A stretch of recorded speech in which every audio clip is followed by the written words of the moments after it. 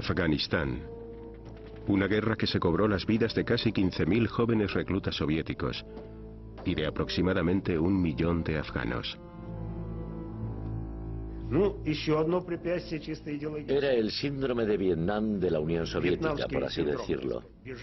Era imposible que una superpotencia tuviera que huir de ese país salvaje.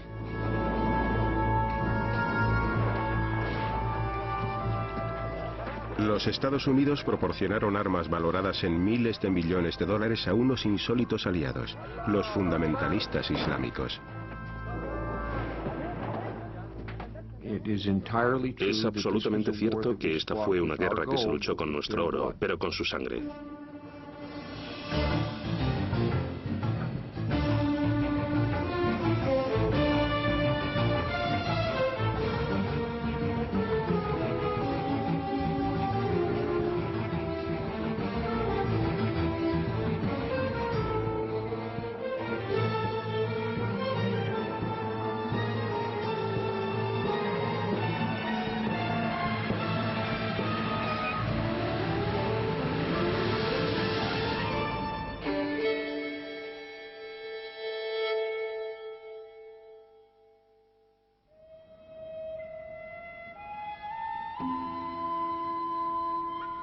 El valle Panjshir, en las montañas del Hindu Kush, en Afganistán. País rural y tradicionalmente islámico que cuenta con una población de 15 millones de habitantes.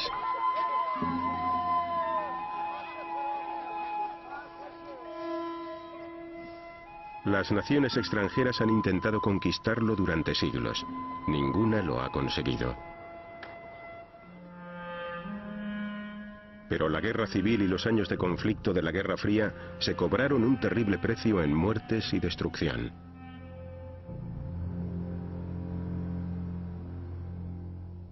En la década de los 70, Afganistán se convirtió en el centro de la rivalidad entre superpotencias. Situado junto al petróleo del Golfo Pérsico y los puertos del Océano Índico, limitaba al oeste con Irán y con Pakistán al sur y al este. Al norte compartía frontera con los musulmanes de las repúblicas soviéticas de Asia Central. Para Moscú era vital contar con la amistad de Afganistán. Kabul, Afganistán, abril de 1978. Gracias a un golpe militar, un régimen de izquierda se instala en el poder. Las cámaras soviéticas lo retratan como si de una revolución popular romántica se tratara. Se organizó a toda la muchedumbre para celebrar el cambio de poder.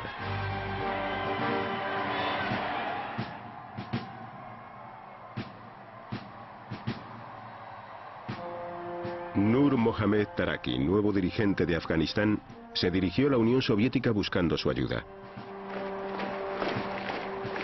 Moscú envió cientos de consejeros soviéticos para promover el socialismo.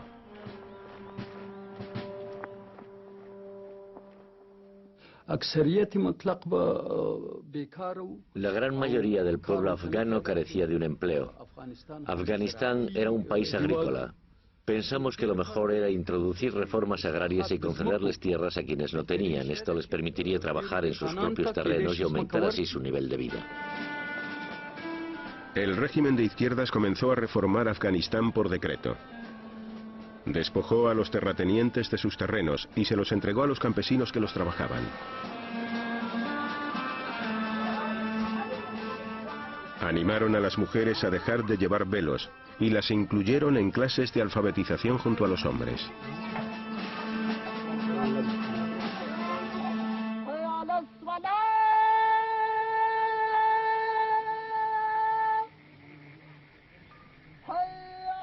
En el medio rural, las reformas se veían como una amenaza para las antiguas costumbres y para la autoridad de los sacerdotes islámicos, los mulás.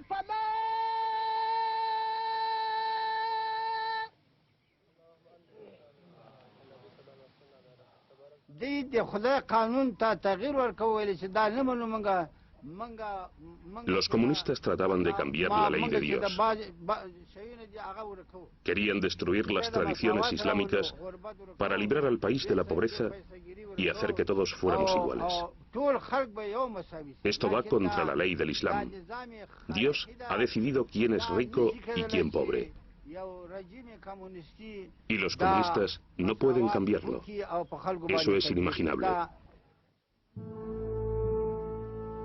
Con el fin de contrarrestar los esfuerzos comunistas para difundir su nueva doctrina, quienes se oponían a las reformas incendiaron escuelas y universidades.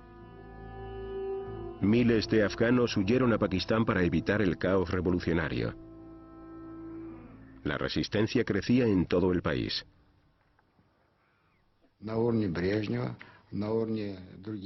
Brezhnev y el Politburó trataron de razonar con Kabul. No entendíamos cómo iban a poder erigir el socialismo en tan solo 5 años. Les dijimos, no podéis hacer eso.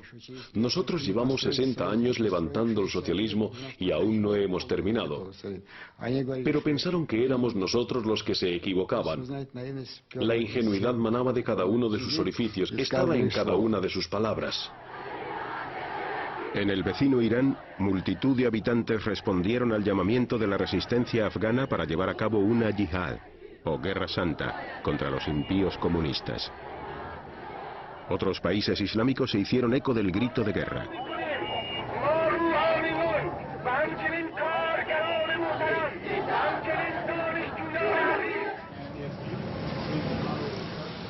En Washington, el consejero de Seguridad Nacional Zbigniew Brzezinski estaba convencido de que el régimen izquierdista que gobernaba en Afganistán era una amenaza de vital importancia. And that will deal first with Iran, then with Afghanistan and the regional implications. Brzezinski le comunicó al presidente Carter que Moscú podría utilizar la crisis afgana para desplazarse hacia el sur y apoderarse del petróleo del Golfo Pérsico. I have essentially 4 items I'd like to do with review.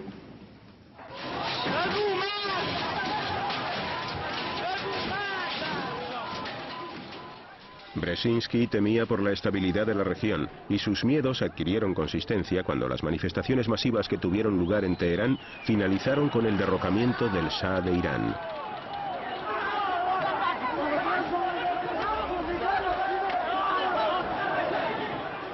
Con la caída del Shah, los Estados Unidos perdieron a su aliado más importante en la región. Nos enfrentábamos a la posibilidad de que, de un modo u otro, no pasaría mucho tiempo antes de que, en la costa norte del Golfo Pérsico, nos encontráramos a un Irán hostil, o incluso a los soviéticos. Los grupos islámicos que luchaban contra los comunistas recibieron ayuda en secreto de los Estados Unidos por primera vez en julio de 1979. El presidente Carter comenzó enviándoles equipamiento de comunicaciones. Los rebeldes se denominaban a sí mismos Mujahideen, soldados de Dios. Eran en su mayoría campesinos organizados por los mulás de los pueblos y por los terratenientes. Muchas de sus armas habían sido sustraídas al régimen comunista. Los reclutas para la yihad procedentes de los campos de refugiados de Pakistán caminaron durante días a través de las montañas para unirse a la lucha. Los mujahideen se encontraron frente a un ejército afgano motorizado y entrenado por los soviéticos.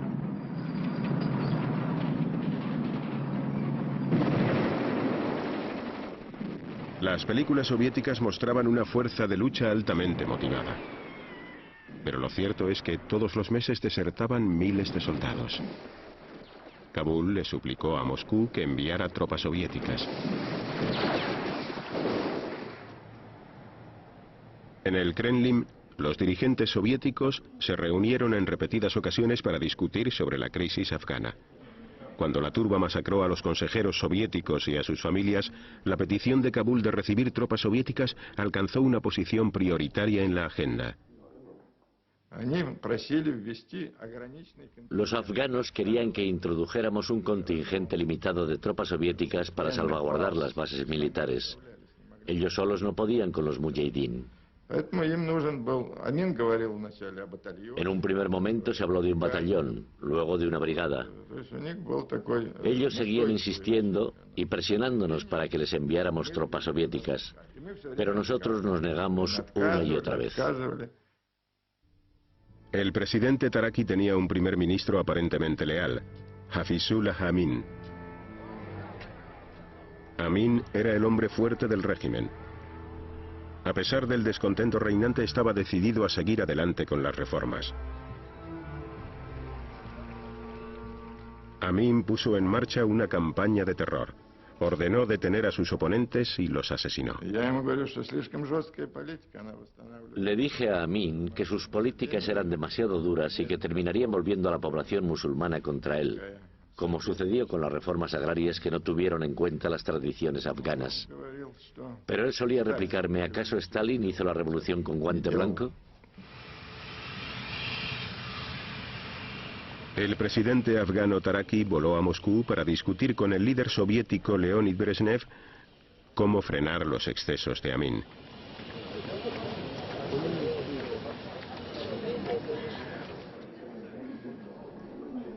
Decidieron destituirle esperando que el gobierno de Kabul fuera capaz de hacerse con el apoyo del pueblo, ralentizando las reformas y acabando con el terror.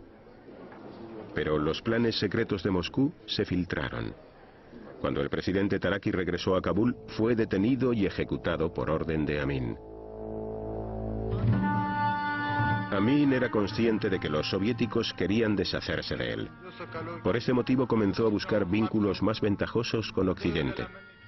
El KGB incluso llegó a imaginar que Amin podría ser un agente de la CIA. Andropov, director del KGB, se mostró muy preocupado ante los flirteos de Amin con los estadounidenses. Andropov pensaba que si no enviábamos tropas rusas, Amin aduciría que Moscú no había cumplido con sus obligaciones. Entonces se volvería hacia los Estados Unidos en busca de ayuda, y ellos enviarían sus propios contingentes a ese país. En Moscú, las opiniones se mostraban cada vez más favorables a utilizar una invasión para destituir a Amin. En el pasado, la acción militar soviética para derrocar a líderes extranjeros conflictivos había funcionado en Hungría y Checoslovaquia. En Europa, la carrera de armas nucleares era cada vez más vertiginosa. La OTAN quería contrarrestar los misiles móviles de la Unión Soviética. El 12 de diciembre de 1979, Occidente anunció el despliegue de cientos de misiles de crucero como respuesta. Entonces Moscú pensó que no tenía nada que perder en la escena internacional si intervenía en Afganistán con sus tropas. Esa misma noche, el Politburó celebró una reunión de emergencia.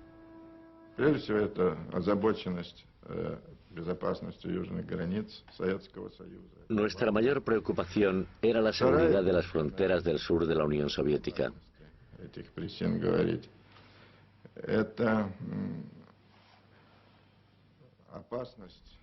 También temíamos que el fundamentalismo islámico se extendiera desde Irán por todo Afganistán. Dije que a nuestro ejército le resultaría muy difícil llevar a cabo la intervención militar en Afganistán y que no necesariamente sería un éxito. Solo hay que considerar las condiciones que se dan en este país, su geografía, su historia y en especial la naturaleza independiente de los afganos. También llegamos a la conclusión de que, si no íbamos a Afganistán, otros países lo harían en nuestro lugar. La intervención de dichos estados podría desestabilizar la situación en la frontera entre la Unión Soviética y Afganistán, y también en toda la región. El Politburó tomó su funesta decisión. El 25 de diciembre de 1979, decenas de miles de hombres atravesaron la frontera lentamente, subidos en tanques y camiones. Moscú confiaba en que completar su misión solo les llevaría unas semanas. El antiguo Palacio Real, situado a las afueras de Kabul, era la residencia preferida del primer ministro Amin. Fuerzas especiales del KGB irrumpieron en el edificio. Amin trató de esconderse, pero fue abatido por los disparos.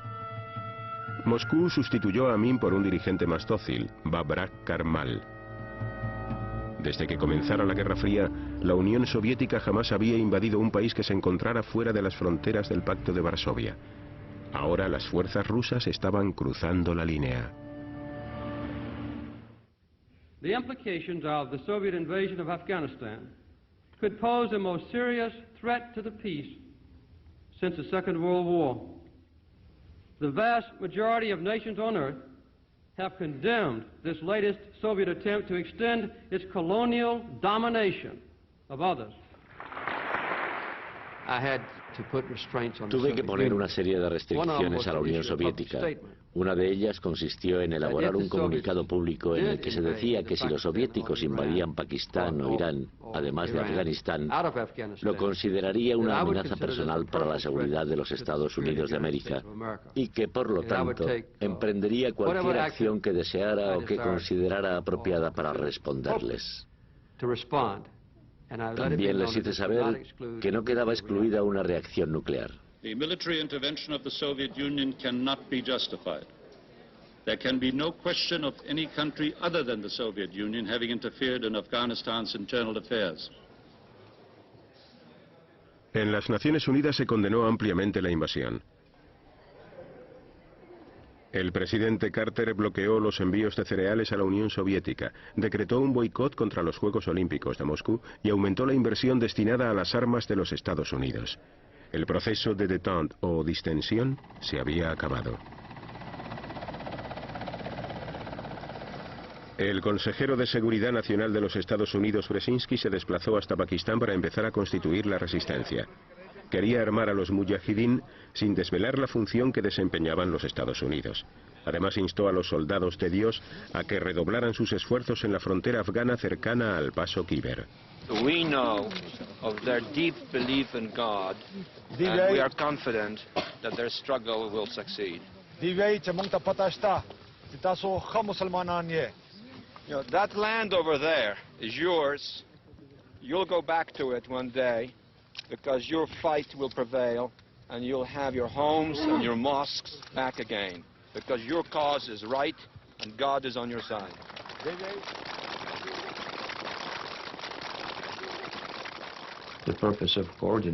La finalidad de esta colaboración con los pakistaníes era abrir una brecha en las fuerzas soviéticas que sangrara abundantemente durante el mayor tiempo posible.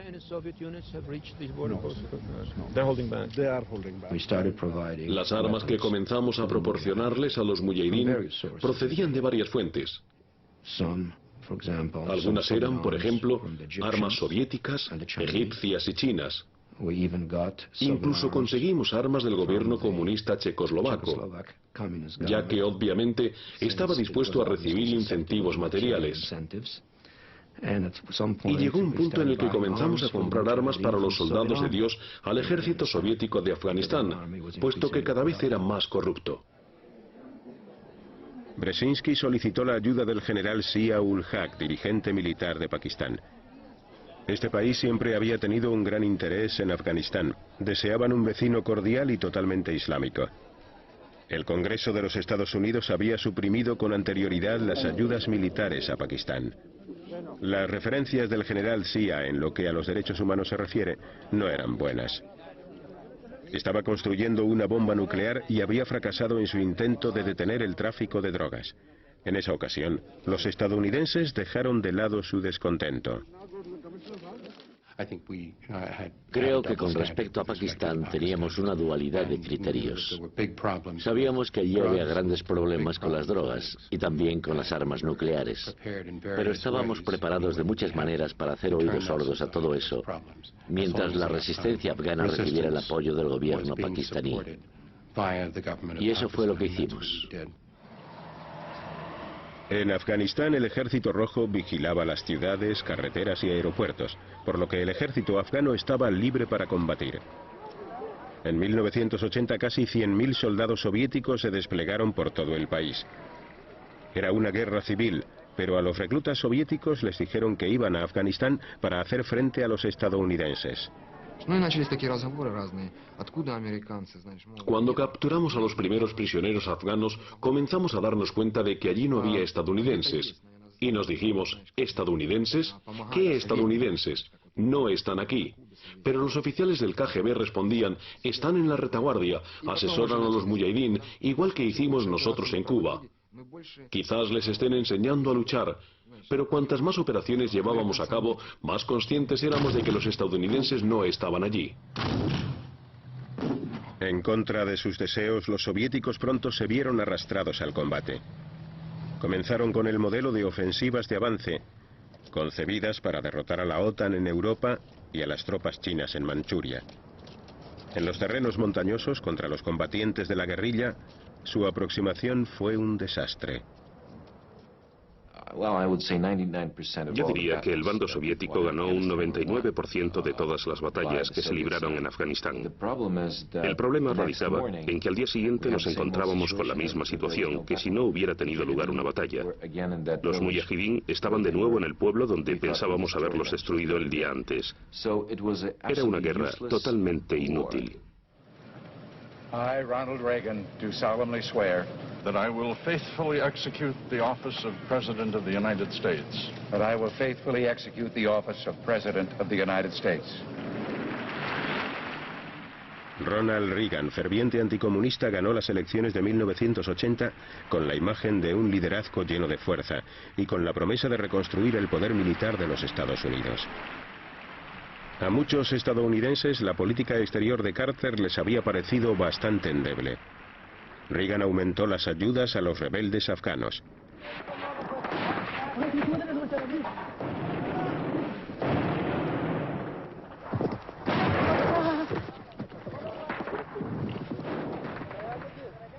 El ejército de Mujahideen estaba constituido por numerosas facciones, divididas según criterios tribales y étnicos.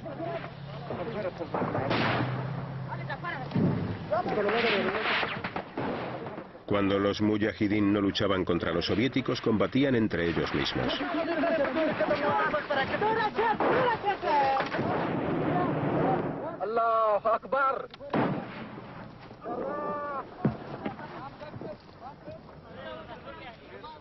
Los mujahidín a menudo se hacían con equipamiento militar en perfectas condiciones, pero eran tan desorganizados que en cuestión de horas quedaba inutilizado por completo, puesto que lo utilizaban para sus saqueos. Comenté que la palabra gratitud en el diccionario afgano se encontraría en algún lugar entre dame y tengo.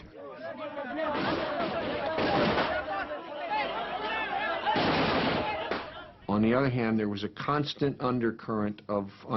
otra parte, en nuestro interior siempre teníamos presente que aunque nosotros les proporcionábamos los medios necesarios para hacer la guerra, eran ellos los que estaban en el campo de batalla. Por este motivo es totalmente cierto que fue una guerra que se libró con nuestro oro, pero con su sangre. La administración Reagan aumentó sus envíos secretos de provisiones militares a los mujahidín. El dinero y las armas les llegaban a través de los campos de Pakistán.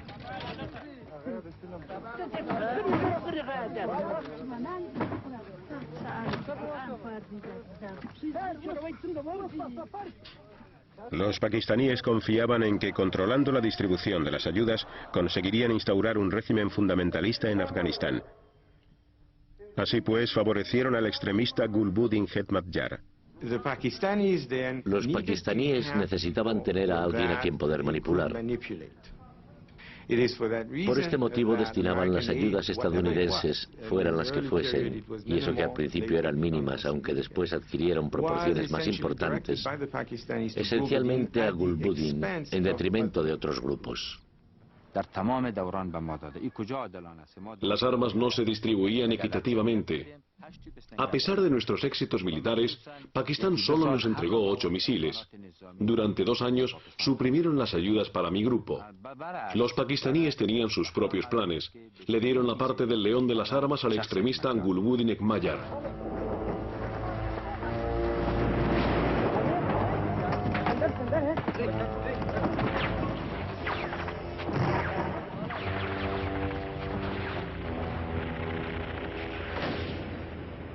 En el interior de Afganistán la guerra civil crecía en violencia.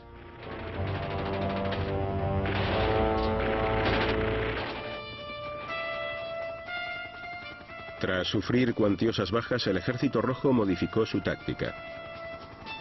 Abandonaron las incursiones armadas masivas y optaron por el aire. Los comandos soviéticos se lanzarían desde helicópteros para cortar las rutas de escape de los mujahidín.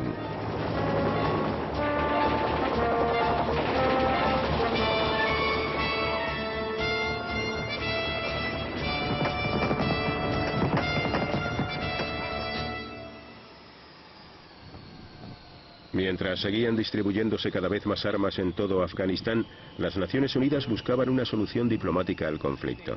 El subsecretario Diego Cordovés trató de mediar en un trato por el cual la Unión Soviética se retiraría siempre que se suprimiera el envío de ayudas a los mujahidín. Su diplomacia al estilo Kissinger no sirvió de mucho con el presidente afgano Babrak Karmal.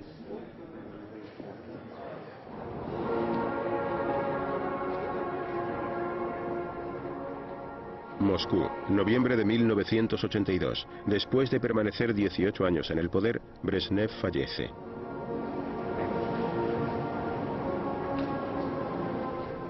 El funeral de Estado se utilizó para una nueva iniciativa afgana. Tras la ceremonia, Yuri Andropov, el nuevo presidente soviético, informó al ministro de Asuntos Exteriores de Pakistán que era posible que la Unión Soviética aceptara el plan de las Naciones Unidas. Pero los estadounidenses no confiaban en Andropov. Nunca consideramos la posibilidad de que los soviéticos realmente se retiraran de Afganistán y negociaran su salida de este país. Su proposición no pareció creíble porque no pensábamos que estuvieran dispuestos a llevarla a cabo. De manera que, naturalmente, cuando hablamos con los pakistaníes, les presionamos para que a su vez continuaran con la presión. The Bible tells us there will be a time for peace, but so far this century mankind has failed to find it. Los Estados Unidos y Pakistán no estaban preparados para llegar a un acuerdo con Moscú. Para Washington, el plan de paz de Naciones Unidas no era más que un espectáculo de feria.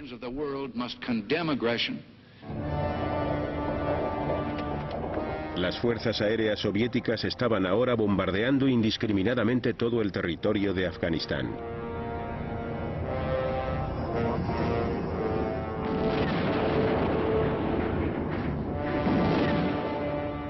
Golpearon a un pueblo tras otro hasta hacerlos perder la conciencia.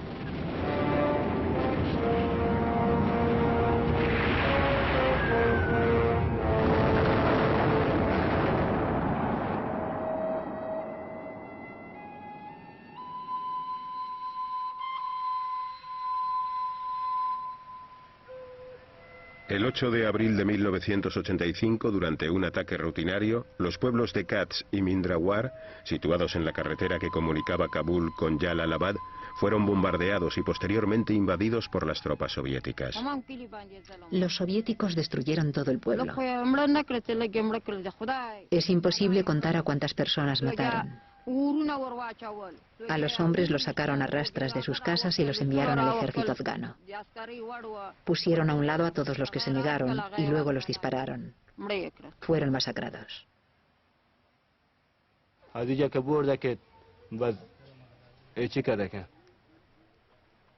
Los rusos capturaron a 14 de nosotros y nos obligaron a permanecer en línea junto a este muro. 2 soldados rusos se quedaron delante de nosotros con ametralladoras. Comenzamos a recitar el sagrado kalima del sagrado Corán porque sabíamos que estábamos a punto de morir. Luego nos dispararon. Había un montón de cuerpos, todos sobre mí. Las balas no me alcanzaron. Los soldados nos registraron y se llevaron nuestro dinero. Me movieron, pero fingí estar muerto. Los misiles caían a nuestro alrededor como las hojas de un árbol. A mi hija le abrieron la cabeza. Los sesos se le salían por una abertura. Lo perdí todo. A mis primos, sobrinos, los mataron a todos. A mi esposa, a mis 4 hijos.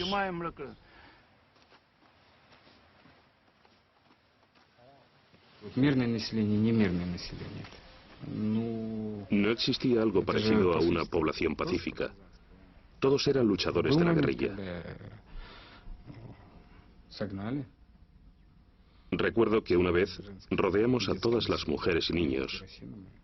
Los rociamos con queroseno y les prendimos fuego. Sí, fue cruel. Y sí, lo hicimos.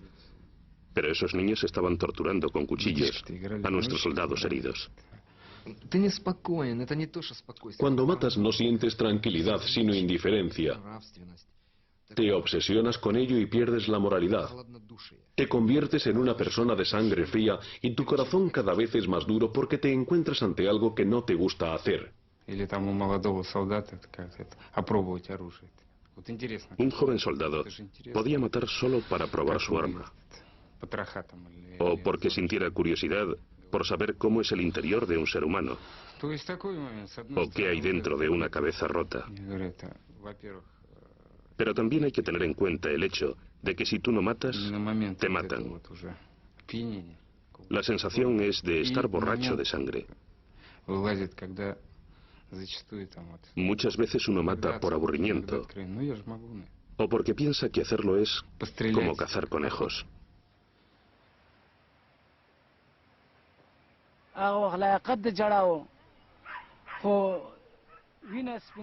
Hemos llorado tanto que ya no nos quedan lágrimas.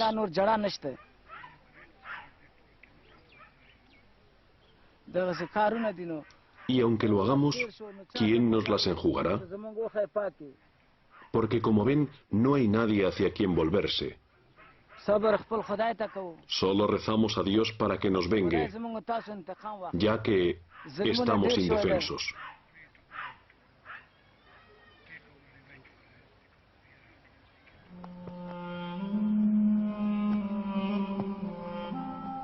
En los pueblos de Kats y Mindrawar, 72 mujeres y niños fueron masacrados.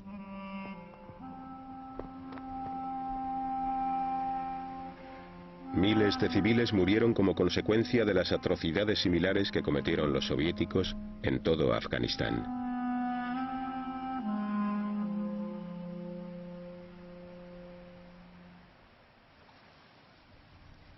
Los mujahidín también tenían a sus espaldas sus propios crímenes de guerra. A menudo ejecutaban a los prisioneros afganos y soviéticos a sangre fría.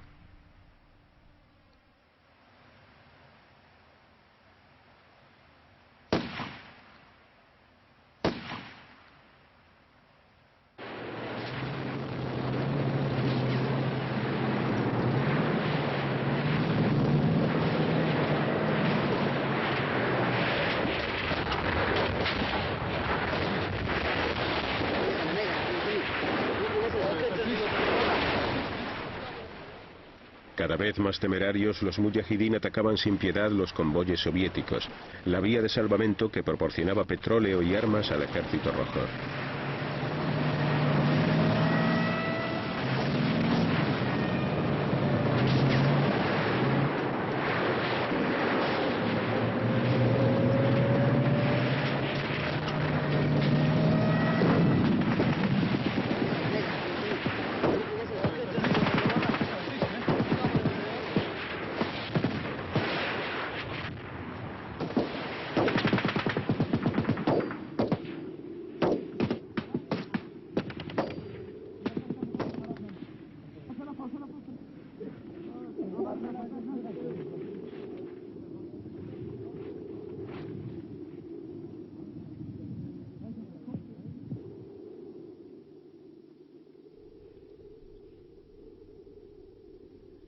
El precio en muertos que los soviéticos tuvieron que pagar aumentó hasta alcanzar las 2000 víctimas en un año.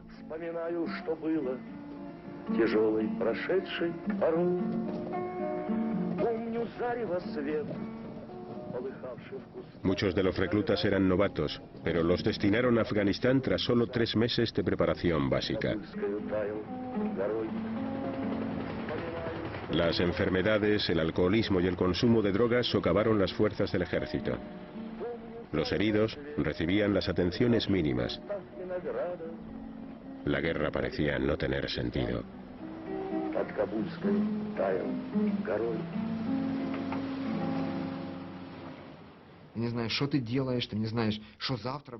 No sabes lo que estás haciendo. No sabes lo que ocurrirá mañana. Puede que mueras. ¿Pero por el bien de qué? ¿Por un sistema que te miente? ¿Por un sistema que convirtió a mi padre y a todos nuestros familiares en alcohólicos? Y de golpe te das cuenta de que te han educado en un sistema que solo genera maldad. Y lo único que quieres es escapar de él, pero no sabes a dónde huir. Solo te queda una esperanza, comerte medio kilo de opio, irte a dormir y no despertar jamás. Солдаты дружественных армий. Их часто можно видеть рядом, и в минуты отдыха, и в бою, и в День добровольного труда, Хашара, как его здесь называют. Мы побывали на одном из таких дней, когда воины участвовали в строительстве новых корпусов детского дома Ватан, Родина. Ибо советский воин не только защитник, но и созидатель. Немало народно-хозяйственных объектов Демократической Республики Афганистан было сооружено. La propaganda se repetía a diario en la prensa soviética. Los veteranos que regresaban de allí comenzaron a revelar la verdadera función que desempeñaban las tropas rusas. Pero los lectores de prensa soviéticos buscaron en vano noticias precisas. Básicamente el público soviético estaba totalmente desinformado. Los soldados soviéticos no habían ido a una guerra. Según la propaganda, estaban construyendo escuelas, guarderías, carreteras y vigilando las caravanas que transportaban comida. Eso era todo. En los cementerios de toda la Unión Soviética resultó imposible ocultar el precio de la invasión. Muchas madres rusas perdieron a su único hijo.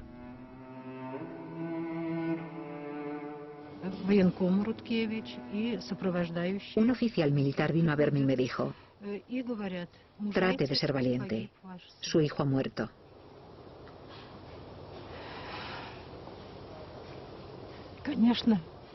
No me lo podía creer. No. Acababa de recibir una carta suya el día anterior.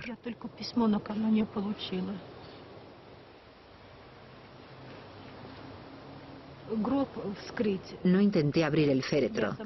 Mi hermano quería hacerlo, pero no nos lo permitieron.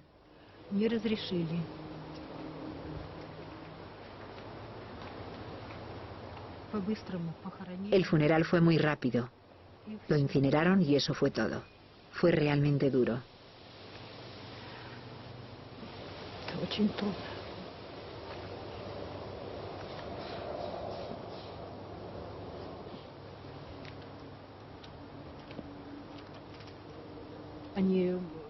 No me permitieron grabar en su lápida que había fallecido en Afganistán. Solo podía poner con letras pequeñas y abajo del todo que había muerto cumpliendo con sus deberes internacionales. No llegué a verle muerto, por lo que para mí aún sigue vivo. Cada vez que alguien llama a la puerta creo que es mi hijo que regresa. No creo que muriera.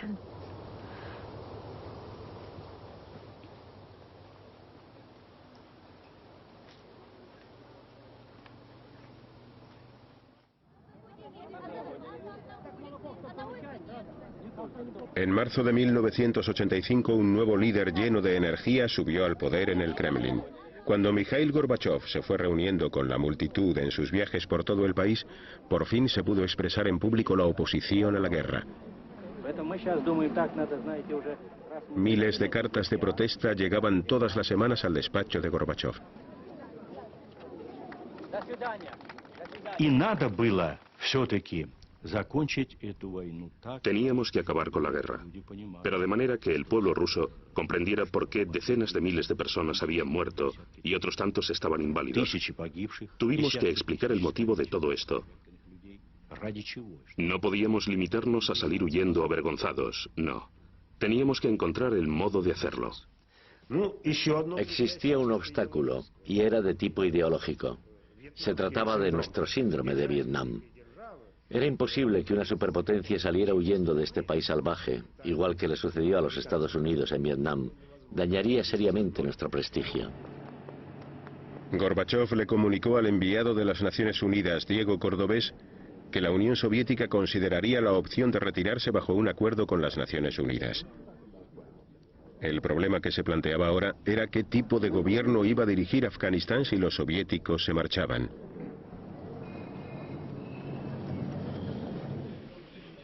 Confiando en que los Estados Unidos y Pakistán aceptaran una coalición amistosa con Moscú, Gorbachev escogió a un nuevo líder afgano, Mohammad Najibullah. Gorbachev le dio instrucciones a Najibullah para que entablara conversaciones con los mujahidín con el fin de constituir un gobierno afgano de reconciliación nacional.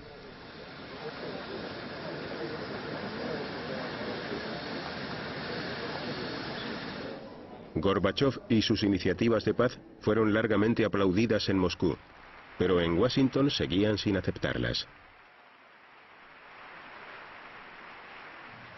Él era el KGB y pertenecía a la vieja escuela. Además tenía vínculos muy sospechosos y todo eso. Estaba tratando de convencer a los comunistas de antigua ideología de que estaba con ellos.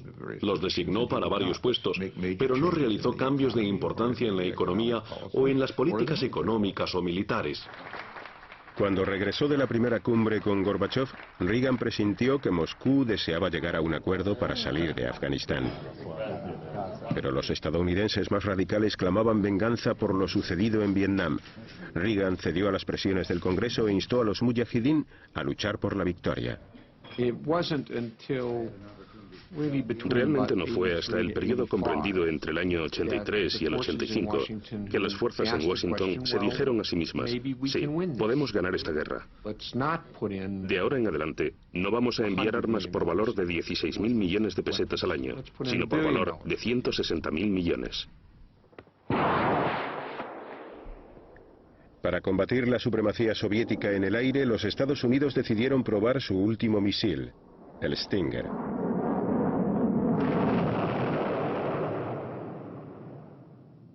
Las pruebas sobre el terreno como esta eran impresionantes cuando el misil disparado desde el hombro alcanzaba su blanco.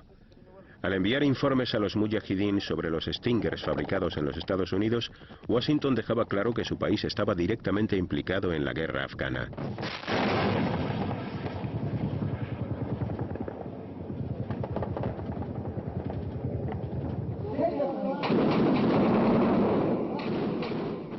Espoleados por el aumento de ayuda estadounidense, los mujahidín se opusieron a un acuerdo de paz concertado que permitiría la retirada de las tropas soviéticas, pero que dejaría en el poder al régimen de Kabul.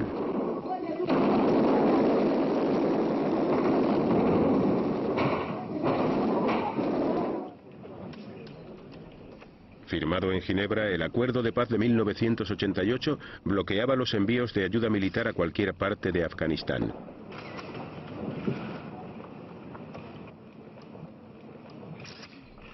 Ambas superpotencias ignoraron la prohibición. Los suministros de armas continuaron llegando. Los acuerdos de Ginebra no trajeron la paz. Básicamente, opinábamos que lo que pretendían los rusos era encontrar un modo de quitarse de encima a la resistencia y a la oposición de Occidente. De este modo, luego tendrían total libertad para emplear otros métodos con los que dominar Afganistán, y no queríamos que eso sucediera. Los Estados Unidos no querían que quedara una huella del marxismo. Deseaban un régimen constituido por títeres antisoviéticos a los que poder controlar. Al final ganaron los halcones, es decir, los más radicales. Nuestro razonamiento era muy simple. Si seguís adelante con los envíos de ayuda, nosotros también. En 1988, y bajo los términos del Acuerdo de Ginebra, las tropas soviéticas comenzaron a salir del país. Pero en lugar de vivir en paz, Afganistán aún tendría que soportar más años de derramamiento de sangre.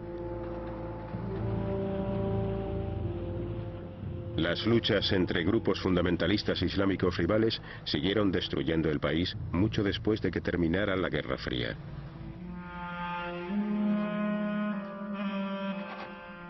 Desde 1979, 5 millones de afganos resultaron heridos o se vieron obligados a abandonar sus hogares.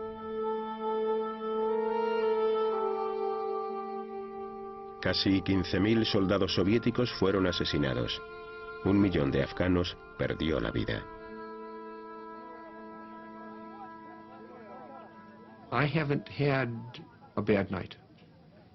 No he pasado una mala noche. Y no es porque no sienta o no entienda toda la agonía que acompaña a la guerra. Es solo que ha sido una contribución al final de lo que de otro modo era un mal que infligiría otro tipo de dolor a tantas y tantas personas, por lo que sopesándolo ha merecido la pena. El pueblo afgano se había convertido en la principal víctima.